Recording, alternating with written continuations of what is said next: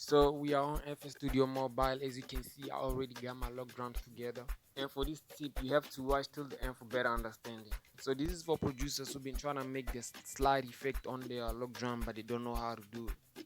Now pay attention to what I'm doing. I got the slide effect right here, and then I'm gonna cancel it out. Then I'm gonna take this one right here and copy it, and then put it at the top of this note, and then I go to more,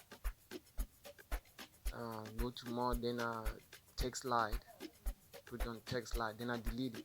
Now let me show you again how I did it in a better way. And then let me decrease this, and then I press the toggle slide. That's what it is. I don't know how to pronounce it or read it properly. Now this is how it sounds.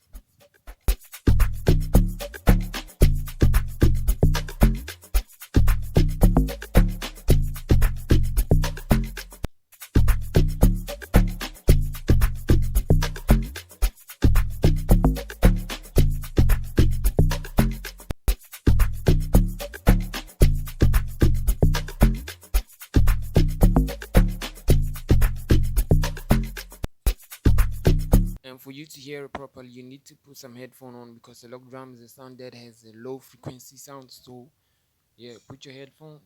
Danko.